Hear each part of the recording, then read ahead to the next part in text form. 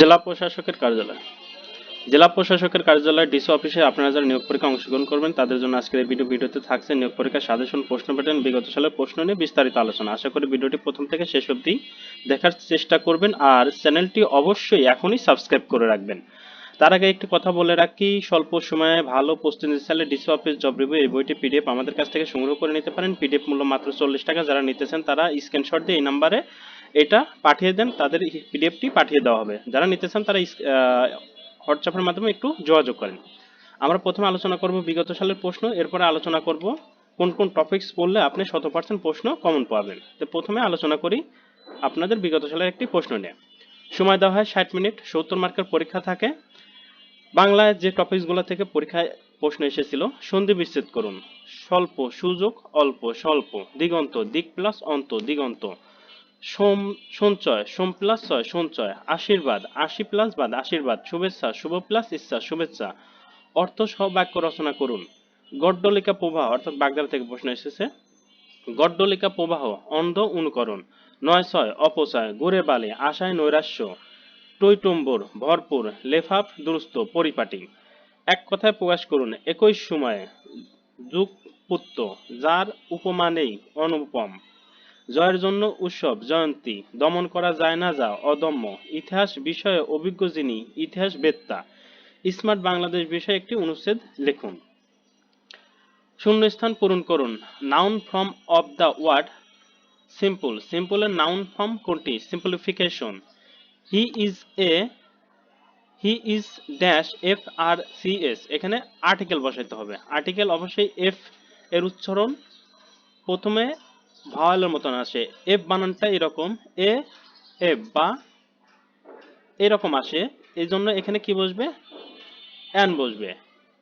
Card is made milk, এখানে made এর পরে ফ্রম বসবে, কারণ কার্ডটা তৈরি হয় মিল্ক দ্বারা, ফ্রম বসবে। হি ওয়াজ অ্যাকুস্ট, অ্যাকুস্টের পরে অফ বসে। ট্রান্সলেট ইনটু ইংলিশ, ইংরেজিতে ট্রান্সলেশন করুন। সে সাঁতার কাটতে পারে না। He does not know how to swim. মুক্তিযুদ্ধের জাতির শ্রেষ্ঠ সন্তান, ফ্রিডম ফাইটার আর the best sons of the nation. দুয়ে দুয়ে চার হয়, two and two makes four. নাচতে না জানলে উঠান বাঁকা। A bad workman quarrel with his tools. আমার মনে পড়ছে না, I can not remember. Write a application of the assistant director for 3 days ক্রুজাল leave, মানে 3 দিনের ছুটিতে অ্যাসিস্ট্যান্ট ডাইরেক্টর বরাবর একটি আবেদনপত্র লেখার কথা বলা হয়েছে। গণিত, যদি ডালের মূল্য 12.5% বৃদ্ধি পায় তবে ডালের ব্যবহার শতকরা কত কমালে ডাল বাবদ কোনো খরচ বৃদ্ধি পাবে না। এই গণিতটা অনেকেই শুধু উত্তর লিখে দিয়ে আসেন 11 1/9%, এটা লিখে দিয়ে আসলে উত্তর হবে না, আপনাদের ডিটেলস করে দিয়ে আসতে হবে। একজন মাছ বিক্রেতা প্রতি হালি ইলিশ মাছ 1600 টাকায় ক্রয় করে, প্রতিটি মাছ 350 টাকা বিক্রয় করলে তার শতকরা লাভ বা ক্ষতি হবে কিনা। আচ্ছা, তিনি 4টি মাছ, এক হালি মানে 4টি মাছ কিনছে 1600 টাকা দিয়ে। সে প্রত্যেকটা মাছ যদি 350 টাকা বিক্রয় করে, অবশ্যই তার কি হবে? অবশ্যই লস হবে। আমরা ক্যালকুলেশন করলে তার শতকরা ক্ষতি আসবে কত? 12.5%। একটি ত্রিভুজের 3টি কোণের অনুপাত 3, 4, 5 কোণ 3টি ডিগ্রিতে প্রকাশ করুন। তাহলে একটি ত্রিভুজের সর্বমোট কত ডিগ্রি থাকে? 180 degree. 180 degree x 3x plus 4x plus 5x, মানে প্রত্যেকটা কোণের অনুপাত ধরলে আমরা ক্যালকুলেশন করলে প্রথম কোণটির অনুপাত হবে 45, দ্বিতীয় কোণটির অনুপাত হবে 60, তৃতীয় কোণটির অনুপাত হবে 75। একটি গাছের পাতাদেশ থেকে 75 মিটার দূরে অবস্থিত কোনো বিন্দুর গাছের শীর্ষে উন্নতি 30 ডিগ্রি হলে গাছের উচ্চতা কত? আমরা ক্যালকুলেশন করলে উত্তর পাবো 25 × √3 মিটার। এবার আসি সাধারণ জ্ঞান। বঙ্গবন্ধু শেখ মুজিবুর রহমান কত সালে কত তারিখে জন্মগ্রহণ করেন? এখন আর এইসব প্রশ্ন আসবে না, বঙ্গবন্ধু রিলেটেড প্রশ্ন আগে যা এসেছে এখন আর আসবে না। বাংলাদেশের সাথে সীমান্ত রয়েছে এমন 2টি দেশের নাম লিখুন। ভারত ও মায়ানমার। MRT এর পূর্ণরূপ কি? Mass rapid transit. জাতীয় বস্ত্র দিবস কত তারিখে পালিত হয়? 4 ডিসেম্বর। বাংলাদেশের জাতীয় পতাকার ডিজাইনার কে? কামরুল হাসান। বিশ্ব বাণিজ্য সংস্থার সদর দপ্তর কোন দেশে অবস্থিত? জেনেভা, সুইজারল্যান্ডে। বাংলাদেশকে প্রথম স্বীকৃতি দানকারী দেশ কোনটি? ভুটান। পদ্মা সেতুর দৈর্ঘ্য কত? 6.15 কিলোমিটার। ইউরোপীয় ইউনিয়নের একক মুদ্রার নাম কি? ইউরো।